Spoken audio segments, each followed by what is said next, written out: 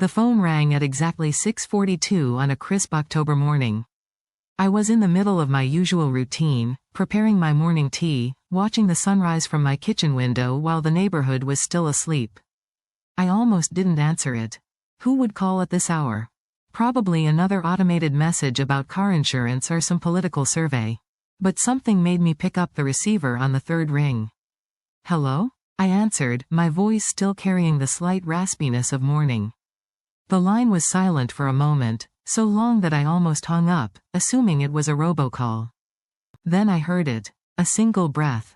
Followed by a voice I hadn't heard in 40 years but would recognize anywhere. Elizabeth? Is that you? The teacup slipped from my hand, shattering against the kitchen tile. I didn't move to clean it up. I couldn't move at all. My entire body had gone rigid, frozen in place as though time itself had stopped.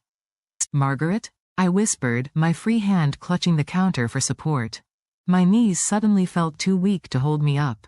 It was impossible. Margaret had disappeared from my life on our 18th birthday. 4 decades of birthdays, holidays, marriages, births, deaths, all experienced without my twin sister. My identical twin. The other half of me that no one in my current life even knew existed. Yes, came the reply, and I could hear that her voice had aged just as mine had, carrying the same slight tremor, the same deeper tone that had replaced our once identical youthful lilt. I know this must be a shock. A shock? I almost laughed at the understatement. The room began to spin slightly, and I lowered myself onto a kitchen chair, my breathing shallow. Where are you? I managed to ask, though 1,000 other questions were fighting to be voiced first. Where have you been? Why did you leave? Why now, after all this time? I'm actually not far from you, she said, her voice gaining a bit more confidence. I've moved to Westbrook. I'm only about 20 minutes away. 20 minutes. The sister I'd spent 18 years sharing everything with, a bedroom, clothes, secrets, even our DNA, had been 20 minutes away. My mind flashed to all the grocery stores I'd visited, all the restaurants, movie theaters, parks. Had we passed each other? Had we been standing in the same checkout line, unaware? All these years of emptiness, of wondering if she was even alive, and she had been practically around the corner. How did you find me? I asked, surprised at how steady my voice suddenly sounded. Perhaps I was in shock. The emotional tsunami would come later. Your picture was in the local paper a few weeks ago. The feature about retired teachers volunteering at the community center. You look exactly like me, still. I knew it was you immediately. I remembered that article. My daughter had been so proud, had framed it for me. The thought of my children sent a fresh wave of disorientation through me. My children didn't even know they had an aunt. My husband had gone to his grave never knowing the full story of why my twin had vanished, because I hadn't known myself. Elizabeth, Margaret said, interrupting my racing thoughts, I wouldn't have contacted you after all this time if it wasn't important. Her voice cracked slightly. I need to see you. There's something you need to know. Something I can't tell you over the phone. The gravity in her tone sent a chill through me. Are you ill? I asked, suddenly worried that this call was some sort of deathbed reconciliation. No, not exactly. It's more complicated than that. She paused, and I could hear her take a deep breath. It's about Dad. Our father had been dead for over 30 years. A heart attack at 63, at least that's what we'd all been told. I had attended the funeral alone, standing at his grave wondering if Margaret would appear. She hadn't. Dad? I repeated, confused. What about him? He wasn't who we thought he was, Elizabeth. And what I've discovered. It affects you too. It affects your children. The mention of my children sent a surge of protective instinct through me. My children? What are you talking about? I can't explain everything over the phone. Please, can we meet? Today if possible. I wouldn't ask if it wasn't crucial. I looked around my kitchen, at the shattered teacup on the floor, the steam still rising from the kettle, the morning paper unfolded and waiting to be read. My orderly, predictable life as a widow, mother, grandmother, and retired teacher. A life built carefully in the absence of the chaos that had surrounded our family, particularly in those final years before Margaret disappeared. Elizabeth? Are you still there? Margaret's voice pulled me back. Yes, I said, making my decision. Yes, I'll meet you. Within minutes, we had arranged to meet at a small cafe downtown at 10 a.m. As I hung up the phone, I realized my hands were shaking violently. 40 years of silence broken in a 3-minute phone call. I looked at the clock. 3 hours until I would see my twin sister again. I moved mechanically to clean up the broken teacup, but my mind was already racing backward through time, to the last day I had seen Margaret, our 18th birthday. The day everything fell apart. The day that had defined the rest of my life. The ringing of my cell phone startled me out of my memories. It was my daughter, Sarah, calling for our regular morning check-in. My sweet, responsible firstborn who called every day without fail. Sarah, who had my eyes and Margaret's smile, though she had never known it. Hi Mom, just checking in before work. Did you sleep well? I stared at the broken pieces of china in my dustpan. How could I possibly tell her what had just happened? That the aunt she never knew existed had suddenly reappeared with some mysterious information about the grandfather she barely remembered? Mom?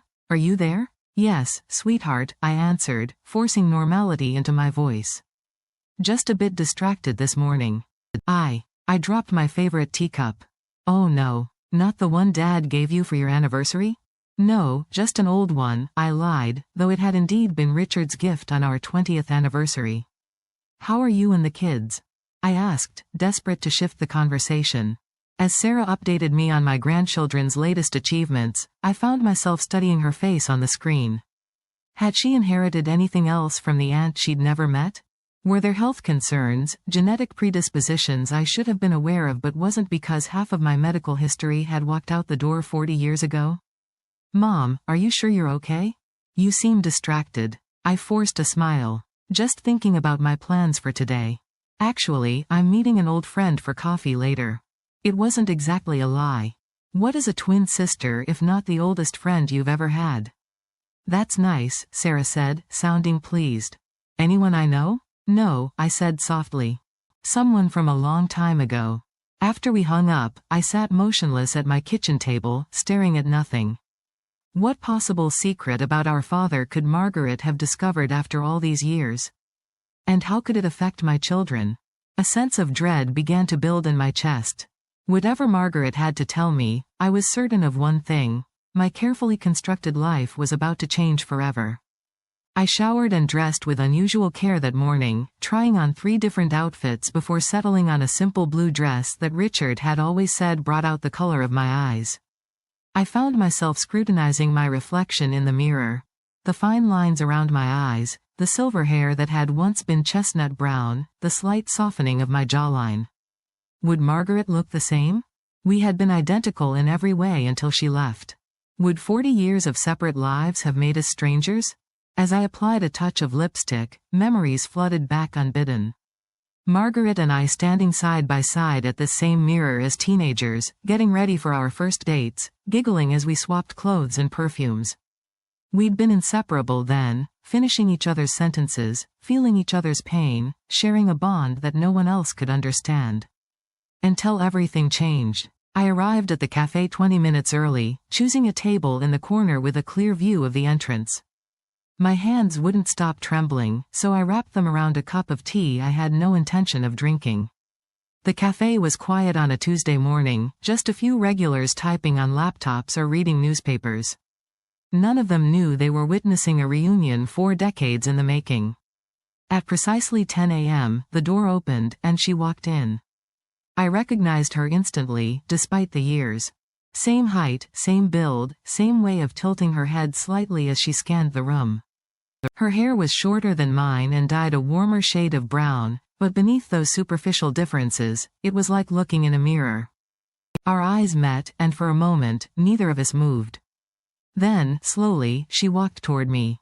I stood up on unsteady legs, unsure of the protocol for greeting the identical twin you haven't seen in 40 years. A handshake seemed too formal, a hug too familiar. In the end, we simply stood there, drinking in the sight of each other. Elizabeth, she said finally, her voice thick with emotion. Margaret, I replied, gesturing to the chair across from me.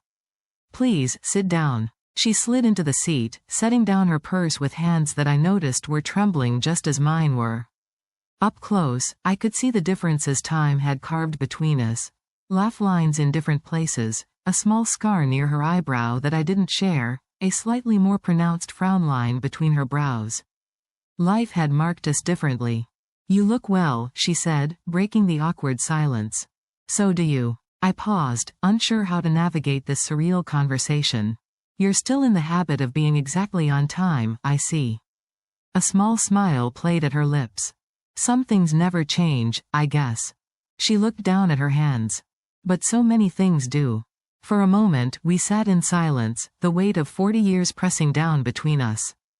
There were 1,000 questions I wanted to ask, accusations I had rehearsed in my mind on countless sleepless nights over the decades. But now, face to face with her, I found myself unable to voice any of them. "Would you like something to drink?" I asked instead, falling back on social niceties. "Just water, please. My throat is a bit dry." She gave a nervous laugh. "I've been rehearsing what to say to you for weeks, and now I can hardly speak." I signaled to the waitress for water, then turned back to my sister. "Why don't we start with where you've been for the past 40 years? Margaret took a deep breath. "After I left, I went to California. I had saved enough money from my part-time job to get me across the country, and I had this romantic notion that I could start fresh where nobody knew me. I worked odd jobs, waited tables, eventually got my teaching credential too, just like you." She gave me a sad smile. "I kept tabs on you through Mom, before she passed. I knew you were teaching English, that you'd married Richard." I felt a flash of anger. "You kept tabs on me? You knew about my life while I was left wondering if you were even alive?" "I asked Mom not to tell you that we were in contact," Margaret admitted, looking down. "It wasn't fair, I know that now. But at the time, I thought it was better for you if I stayed away completely." "Better for me?" I couldn't keep the hurt from my voice. "How could you possibly think disappearing without a word would be better for me?" Margaret's eyes filled with tears. "Because of what Dad did, Elizabeth. Because of what I found out that night." The waitress delivered Margaret's water, and we both fell silent until she left. The mention of our father brought back a flood of difficult memories, his unpredictable temper, the way our mother walked on eggshells around him, the relief I'd felt when he took those long, business trips, that gave us weeks of peace. "What about Dad?" I asked, lowering my voice. "What did you find out?" Margaret took a sip of water, her hand visibly shaking. "Do you remember how he always kept his study locked? How none of us were ever allowed in there?" I nodded. His study had been strictly off limits, the consequences for entering severe enough that we'd never dared disobey. On our birthday, when he and Mom were at that dinner party, I needed to use the phone in the hallway. My call ran long, and I overheard something I wasn't supposed to. Margaret's voice dropped to nearly a whisper. "Dad came home early, alone. He went straight to his study, but he'd been drinking and forgot to lock the door behind him. I heard him on the phone, Elizabeth. He was speaking Russian." I frowned, confused. "Russian? Dad didn't speak Russian." That's what I thought too. But he was fluent, having an entire conversation. I couldn't understand what he was saying, but I recognized the language from our classes at school. And he sounded different. His whole demeanor, even the way he carried himself. It was like he became another person entirely. A chill ran through me as I remembered how our father could sometimes shift moods so dramatically it was as if a different person had taken his place. We'd chalked it up to his difficult temperament. After he hung up, I was about to sneak away when I heard him opening the door. I hid behind the hall table. He left the study door open when he went to the kitchen. She paused, taking another sip of water. I know I should have walked away. But I was 18, curious, and honestly, a little drunk from the wine coolers Stephanie had snuck into our party. I went into his study. I felt my eyes widen. In our household, this had been the ultimate transgression. There was a false bottom in his desk drawer. Inside, I found passports, Elizabeth. 3 different passports with his photo but different names. American, British, and Canadian. There were also documents in Russian, a gun, and a significant amount of cash in different currencies. I stared at her, trying to process what she was saying. "What are you suggesting?" That Dad was some kind of spy? That's absurd. Margaret leaned forward. Is it? Think about it. The unexplained business trips. The way he'd sometimes disappear for weeks with vague explanations. How we were never allowed to take photos of him. How he always seemed to have more money than his job as an insurance adjuster should have provided. Memories began to surface, strange late-night phone calls he'd take in private, the foreign visitors who occasionally came to the house but were never introduced as friends, his insistence that we never discuss family matters outside our home. Even if that were true, I said slowly, why did you leave? Why disappear without telling me what you'd found? Margaret's expression turned grim. Because he caught me, Elizabeth. He came back while I was still in his study. I tried to put everything back, but he saw that the drawer had been disturbed. She swallowed hard. I'd never seen him look at me that way. Cold. Calculating. Like he was assessing a threat. He asked what I'd seen, and when I lied and said nothing, he knew. He always knew when we were lying. I remembered that too, his uncanny ability to detect even the smallest deception. He told me I had two choices, Margaret continued. I could leave immediately, change my name, never contact any of you again, and he would ensure my safety. Or what? I whispered, afraid of the answer. Or there would be consequences. Not just for me, but for you, for Mom.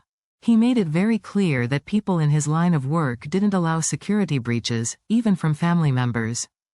She met my eyes. I believed him, Elizabeth. I'd seen the coldness in his eyes. So I packed a bag and left that night. I took the bus to New York, then a flight to California. I became Margaret Wilson instead of Margaret Caldwell. I started a new life. I sat back, stunned. If what she was saying was true, the father I'd grown up with, grieved for, had been living a double life. Perhaps had not even been the person we thought he was at all. Why are you telling me this now, after all these years? I asked. Dad has been dead for over 30 years. Margaret reached into her purse and pulled out a thick envelope. Because last month, I received this in the mail. I looked at the envelope. It was addressed to Margaret Wilson, with no return address. Open it, she urged. With trembling fingers, I lifted the flap and pulled out a stack of medical documents. At first glance, they appeared to be standard medical records, but as I scanned them, certain terms jumped out at me. Genetic predisposition, hereditary factors, autosomal dominant. What is this? I asked, looking up at my sister in confusion. It's Dad's real medical history, Margaret said quietly. Not the sanitized version we were told. He didn't die of a simple heart attack, Elizabeth. He had Huntington's disease. For a moment, I couldn't breathe. Huntington's disease. I'd taught enough biology in my years as a teacher to know what that meant. A progressive, fatal genetic disorder that causes the breakdown of nerve cells in the brain.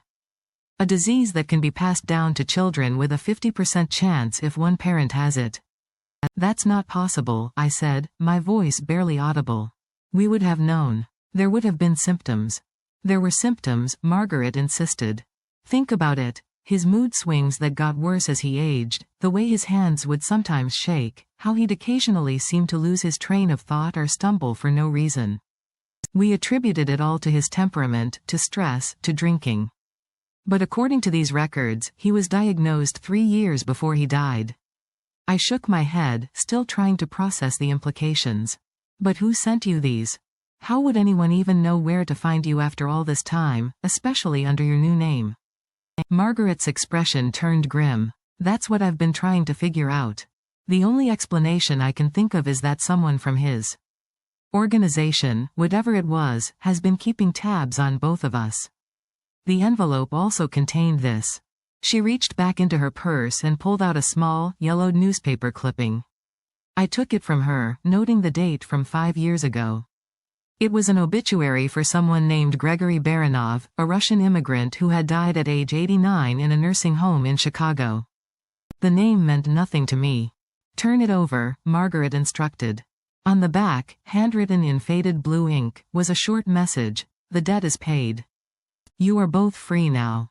I don't understand, I said, looking up at her. I think this man, Baranov, was Dad's handler or superior. I think he was the one who'd been monitoring us all these years, making sure I kept my end of the bargain. And when he died, someone, maybe a colleague, maybe family, found instructions to send us this information. I set the obituary down, trying to make sense of it all. But why would they send Dad's medical records? Margaret reached across the table and took my hand. Her touch was so familiar, despite the decades apart, that tears sprang to my eyes. Because we need to know, Elizabeth. We need to know if we inherited it. And if we did, your children need to know too. Sarah and Michael could be at risk. The mention of my children brought the reality of the situation crashing down on me. If what Margaret was saying was true, my children, my beautiful, accomplished children with their own families, might have inherited a ticking time bomb. I've already been tested, Margaret continued. As soon as I received these records, I went to a genetic counselor.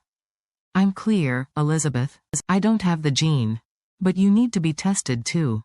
Relief for her washed over me, quickly followed by fear for myself and my children.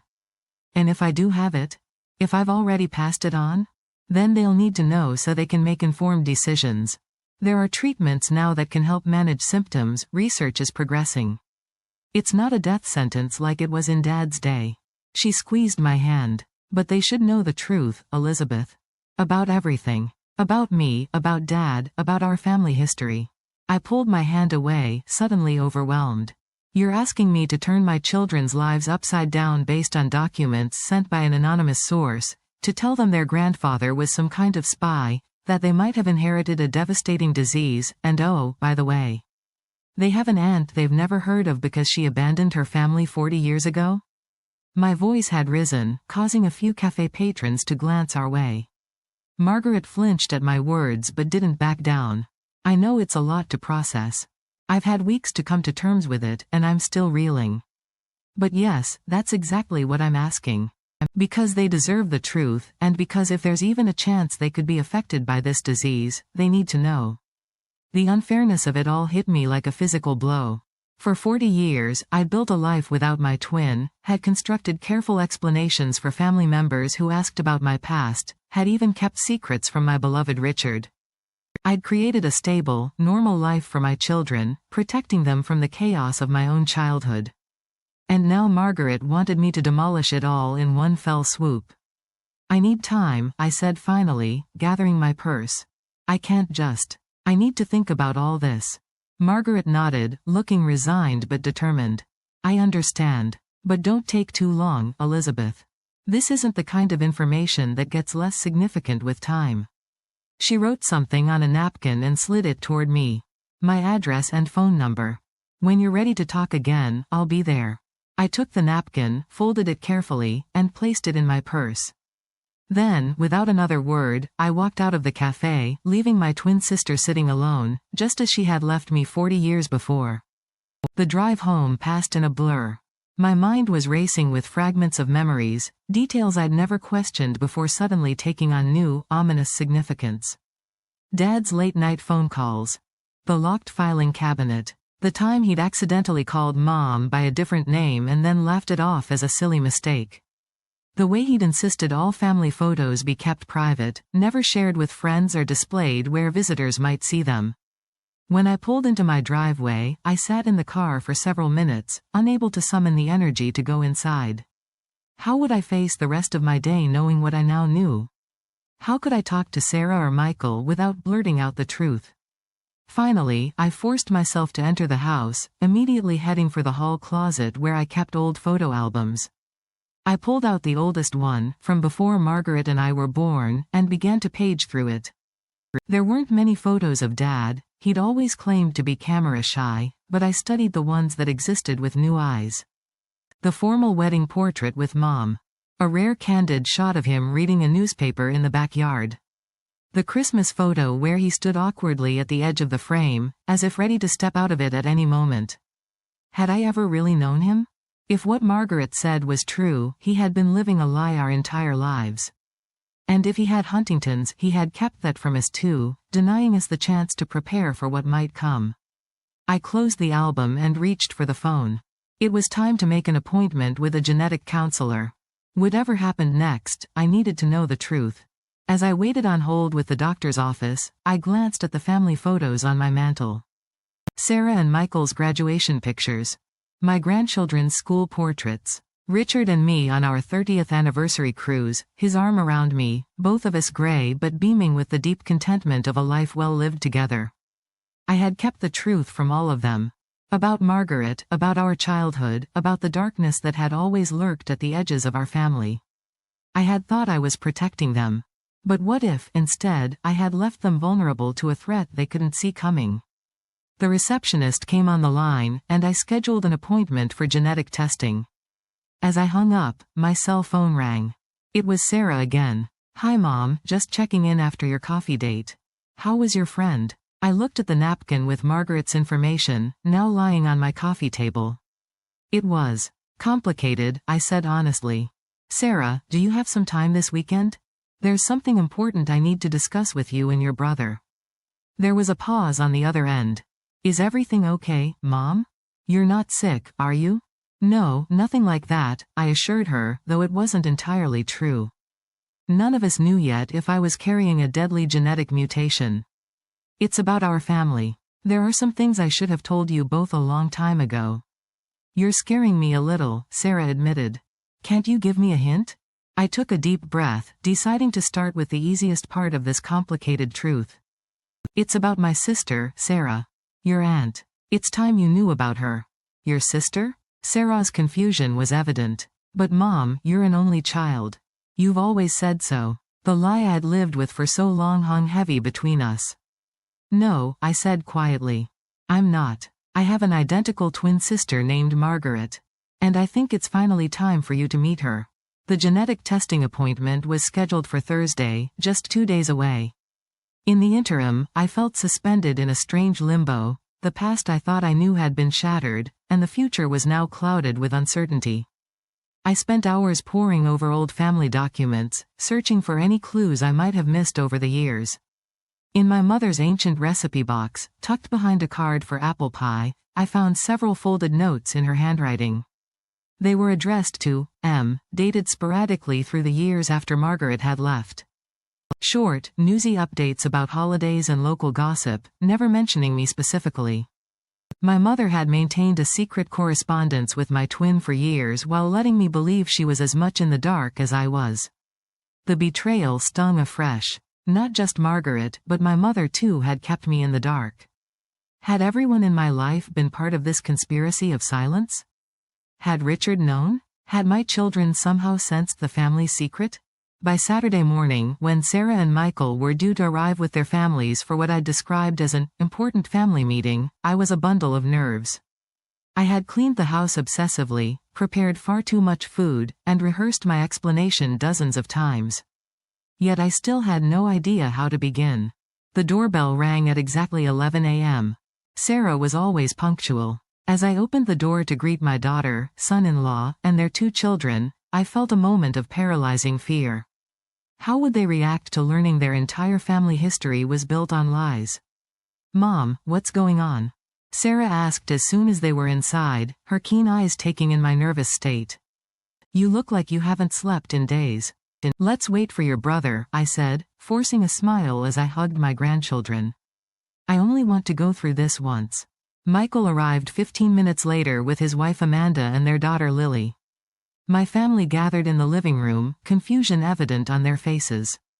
I'd never called a formal family meeting before. That had been Richard's domain, usually for happy announcements like vacation plans or when we'd decided to retire. "Before I begin," I said, my voice shaking slightly, "I want you all to know that I love you more than anything in this world. Everything I've ever done has been to protect you and give you the stable, happy life I never had."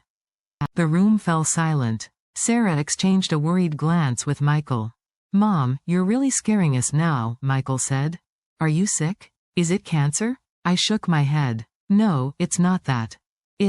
I took a deep breath. "It's about our family history. There are things I've never told you, things that might affect your futures." Carefully, step by step, I told them about Margaret. About our childhood together, our inseparable bond, and her sudden disappearance on our 18th birthday. I showed them old photos I'd kept hidden in a box in my attic, Margaret and me in matching dresses at Easter, building sandcastles at the beach, blowing out candles on a shared birthday cake. My grandchildren were fascinated by the concept of their grandmother having an identical twin. Like the Parent Trap, exclaimed Lily, my youngest grandchild. Not exactly, I said with a sad smile. Our story didn't have such a neat ending. Then came the harder part, explaining why Margaret had left, what she'd discovered about our father. The possibility that he had been a foreign agent living under a false identity. The medical records suggesting he'd had Huntington's disease and hidden it from us. That's why I've scheduled genetic testing, I concluded. I need to know if I've inherited the gene, and if I have. If you have, we might have it too, Sarah finished, her face pale. The room fell silent again, the weight of this possibility settling over all of us. I'd always prided myself on protecting my children, on giving them the secure childhood I hadn't had. Now I had to acknowledge that I might have passed on to them a devastating genetic time bomb. There's more, I said, once I'd given them a moment to process. Margaret has moved back to the area. She's the one who told me all this, who showed me the medical records. She wants to meet you all. Michael, always more cautious than his sister, frowned. How do we know she's telling the truth? These records could be fake. The whole spy story sounds far-fetched. I've been asking myself the same questions, I admitted. But too many things add up, Dad's unexplained absences, the locked study, his insistence on privacy. And why would Margaret make up something like this? To excuse her abandoning her family for 40 years? Sarah suggested, a hint of anger in her voice on my behalf. To shift blame to someone who can't defend himself? I sighed. That's possible. I won't deny I've had the same thoughts. But I also can't dismiss her concerns about the Huntingtons. That's why I'm getting tested. We need to know for sure. The conversation continued for hours, waves of questions and emotions washing over us all. My grandchildren were sent to play in the yard while the adults grappled with revelations that shook the very foundation of our family narrative. By late afternoon, we had reached an uneasy consensus. We would wait for my test results before deciding whether to meet Margaret or pursue further investigations into my father's true identity. As everyone was preparing to leave, Sarah pulled me aside. Mom, I need to ask you something, and I want the absolute truth. I nodded, bracing myself. Did Dad know about any of this? About Margaret, about Grandpa's possible double life? I hesitated. It was a question I'd been wrestling with myself. Had Richard somehow known and kept it from me to protect me? It seemed impossible. We'd shared everything in our marriage. But then, I'd kept my own secrets, hadn't I? No, I said finally. Your father knew I had a twin who left when we were young. I told him that much when we got serious. But I told him what I believed at the time, that she'd run away to pursue her own life, that it was too painful to discuss. He respected that and never pressed for details. Sarah squeezed my hand. I'm sorry you had to carry this alone for so long, Mom. After they'd all gone, I sat alone in my kitchen, emotionally exhausted but somewhat relieved. The truth, or at least part of it, was finally out in the open. Now we just had to wait for the test results to determine our next steps. Thursday arrived with cruel slowness. The genetic counseling session was thorough and compassionate, the blood draw quick and routine. But the results wouldn't be available for 2 weeks. 2 more weeks of limbo, of wondering, of alternating between hope and dread. I was leaving the medical building when my phone rang. It was Margaret. I'm sorry to bother you, she said when I answered. I wanted to know if you've talked to your children yet. Yes, I replied, sliding into my car. Yes, I told them everything this weekend. How did they take it? I sighed. About as well as can be expected when you learn your entire family history has been a fabrication. They're skeptical about the spy story. They think you might be making it up to excuse your absence. I expected that, Margaret said, sounding resigned. I wouldn't believe it either in their position. Did you get tested? Just now. Results in 2 weeks. There was a pause. Elizabeth, I know this is asking a lot, but would you consider letting me meet them before then? Whatever the test results, we're family. We've lost 40 years. I'd like to not waste another day if possible. I thought about it as I started my car. Part of me was still angry with Margaret, still hurt by her decades of silence. But another part, the part that had missed her every single day since our 18th birthday, yearned for reconciliation, for the chance to rebuild our bond before it was too late. Let me talk to them, I said finally. I can't promise anything. They're adults with their own opinions on this situation. That's all I ask, Margaret replied, gratitude evident in her voice. Thank you, Elizabeth. As I drove home, a strange sense of anticipation began to overtake the anxiety I'd been carrying for days. Regardless of what the test results might show, regardless of whether my father had truly been a spy or just a troubled man with secrets, one truth was now undeniable. My twin sister was back in my life. The other half of myself, missing for 40 years, had returned. And despite everything, I couldn't deny the profound relief I felt at having her back. When I arrived home, there was an unfamiliar car parked in my driveway.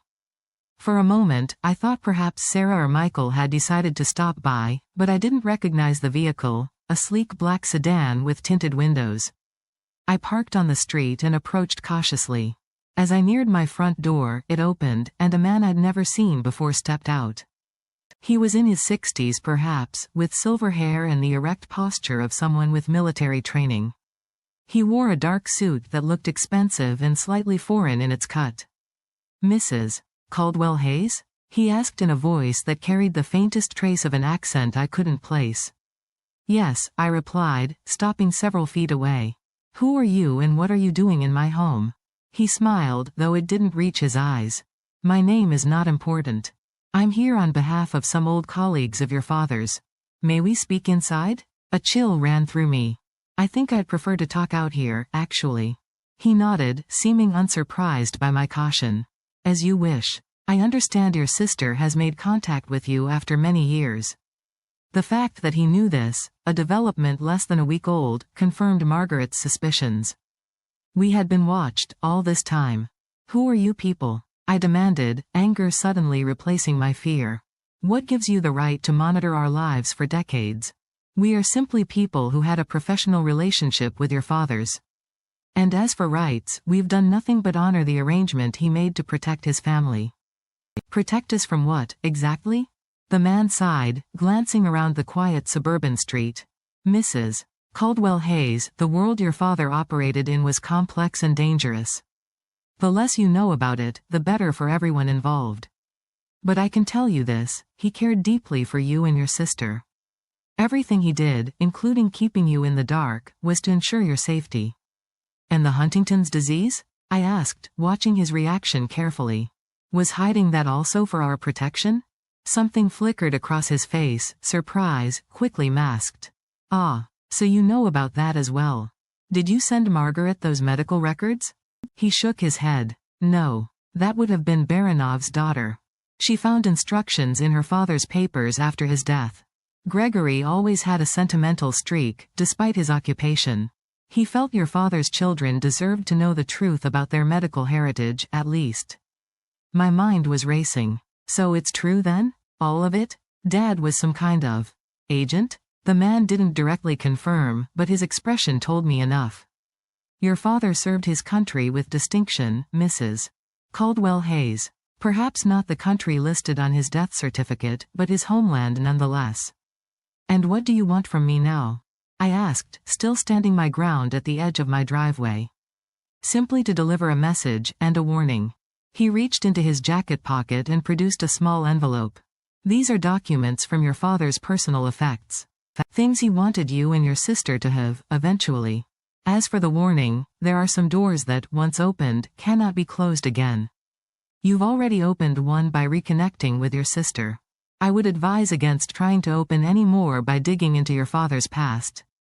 Some secrets are better left buried." I took the envelope hesitantly. "Are you threatening me?" The hint of a smile touched his lips again. "Not at all. The time for threats is long past. The Cold War is over, the players have changed. But old habits die hard, and old loyalties run deep. Your father's colleagues respected his wish to keep his family separate from his work. We merely ask that you respect it as well." With that, he gave a slight bow of his head and walked to his car. I stood motionless in my driveway, clutching the envelope as he drove away. Once inside, I sat at my kitchen table and carefully opened the envelope. Inside was a small key attached to a numbered tag, a short handwritten letter, and a black and white photograph I'd never seen before. The photograph showed my father, much younger than I ever remembered him, standing beside a strikingly beautiful dark-haired woman in what appeared to be Moscow's Red Square. They were smiling, his arm around her shoulders, looking for all the world like a happy couple in love. The woman was not my mother. The letter was brief, written in a handwriting I recognized as my father's, though the words seemed to come from a stranger. My dearest daughters, if you are reading this, then I am long gone, and certain truths can finally be spoken. The first truth is that I loved you both beyond measure, more than country, more than ideology, more than my own life. The second truth is that I was not born William Caldwell, but Vasily Kalinin. The third truth is that the woman in this photo was my first wife, Irina, who died before I was sent to America. You have a half-brother in Russia, Alexander, whom I was never permitted to tell you about. The key opens a safe deposit box at First National Bank, where I've left you letters explaining everything. My greatest regret was forcing Margaret to leave, but it was the only way to keep you both safe when she discovered who I really was. I hope someday you can forgive me, and find your way back to each other. With eternal love, your father. I sat frozen, staring at the words that rewrote everything I thought I knew about my life. We had a half-brother. My father had been a Soviet agent. And Margaret had been telling the truth all along. My hands trembling, I picked up my phone and dialed the number she'd given me. Margaret, I said when she answered, my voice barely above a whisper. I just had a visitor. You need to come over right away. It's about Dad. And we have a brother. Margaret arrived at my house within 30 minutes, breathless and wide-eyed.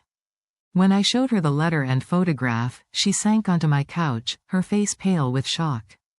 A brother, she whispered, touching the face of the dark-haired woman in the photograph. We have a brother in Russia.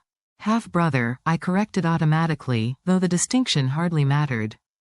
We had blood family we'd never known about, living on the other side of the world. What are we going to do? Margaret asked, looking up at me. It was the first time she'd included me in a we in 40 years. Despite everything, the word warmed something in me that had been cold for too long. First, I said, sitting beside her, we're going to that bank. I want to read the rest of Dad's letters. I want to know the whole truth, not just pieces of it. Margaret nodded. And then? Then we decide together what to tell my children. And whether we try to find Alexander. 2 days later, Margaret and I stood side by side in a small, private room at First National Bank, staring down at the contents of our father's safe deposit box. Inside were several thick envelopes addressed to each of us individually, plus one marked, for Alexander, if you should ever find him. There was also a small jeweler's box containing 2 identical gold lockets, one for each of us, according to the note attached. Inside each locket was a tiny photograph of our father with our mother, looking young and genuinely happy. The letters were long and detailed, written over many years. In them, our father, Vasily, explained everything. How he had been a young KGB officer married to his childhood sweetheart when she died in childbirth with their son. How his grief and dedication had led to him being selected for a deep cover assignment in America. How he had met and genuinely fallen in love with our mother, creating a family and a life that became more real to him than his original identity. I lived a lie that became the truth, he wrote. I loved your mother completely. I loved both of you with every fiber of my being. When the Berlin Wall fell and the Soviet Union collapsed, I could have gone home, revealed everything, sought forgiveness. But America was my home by then.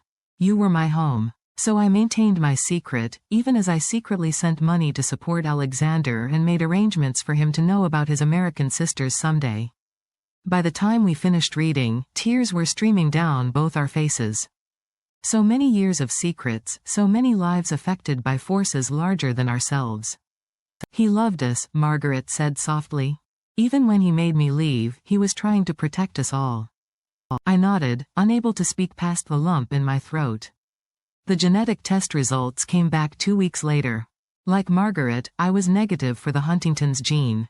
The relief was overwhelming, not just for me but for my children. Whatever other genetic legacies our mysterious father had left us, at least it wasn't this devastating disease. The day after I got the results, we held another family gathering, this time with Margaret present. The initial awkwardness soon gave way to fascination as my children peppered their newfound aunt with questions about her life, her career, her experiences. The physical resemblance between us was still so striking that my grandchildren giggled in delight, running back and forth between us to compare our features. "It's like having two grandmas," Lily exclaimed, climbing into Margaret's lap as comfortably as if she'd known her all her life. I watched as Margaret's eyes filled with tears, her arms wrapping gently around my granddaughter. In that moment, something long broken inside me began to heal. The past couldn't be changed, but perhaps the future could still be reclaimed. That night, after everyone had gone home, Margaret and I sat on my back porch, sipping tea and watching the sunset. We'd decided to wait before pursuing any contact with Alexander. We needed time to rebuild our own relationship first, to become sisters again before we attempted to be siblings to a brother we'd never known. "I missed this," Margaret said quietly. "Just sitting with you, not having to speak. No one else in the world ever understood me the way you did." "I missed it too," I admitted. "Every significant moment of my life, my wedding, the birth of my children, Richard's death, I always felt your absence like a physical pain. Like I was somehow incomplete." She reached over and took my hand, our fingers interlacing just as they had when we were children. "I'm so sorry, Elizabeth. If I could go back and change things." "You can't," I said gently. "None of us can. Dad made his choices. You made yours. I made mine. All we can do now is move forward." We sat in comfortable silence for a while, watching as the first stars appeared in the darkening sky. "Do you ever wonder," Margaret asked suddenly, "what our lives would have been like if Dad had just been a normal insurance adjuster? If there had been no secrets, no spy drama, no forced separation?" I considered this. Sometimes. But then I wonder if any family is really normal. Everyone has secrets, regrets, roads not taken. "True," she agreed. "Though most people's fathers aren't Soviet spies with secret families." We both laughed, the sound of our identical laughter blending together just as it had in our youth. 6 months later, Margaret moved into a small cottage just a few blocks from my house. We fell into a comfortable routine of morning walks, shared meals, and long conversations that bridged the 40-year gap in our lives. She became a beloved aunt to my children and a devoted great-aunt to my grandchildren, showering them with the affection she'd stored up over decades of isolation. On our 66th birthday, we sat together on my porch swing, celebrating with the small chocolate cake that had been our tradition as children. "I have something for you," Margaret said, reaching into her pocket. She pulled out a small, weathered envelope. "I found these addresses among Dad's papers. I think they might lead us to Alexander." I stared at the envelope, feeling a mixture of anticipation and fear. Another chapter of our family story was about to open, with all its unpredictable consequences. "Are we ready for this?" I asked, looking into the face that mirrored my own. Margaret smiled, the lines around her eyes crinkling with the wisdom of our shared years. "I don't know. But we'll face it together this time. No more secrets. No more separations." I nodded, taking the envelope from her hand. "Together," I agreed. As the sun set on another year of our lives, I felt a sense of peace settle over me. The past was complicated, filled with pain and secrets. The future remained uncertain. But for the first time in 40 years, I was whole again. My twin sister had returned, and with her, the missing piece of myself. We would find our brother. We would unravel whatever other secrets our father had left behind. We would continue to build the honest, open family I had always tried to create for my children. And we would do it all together, the way we were always meant to be.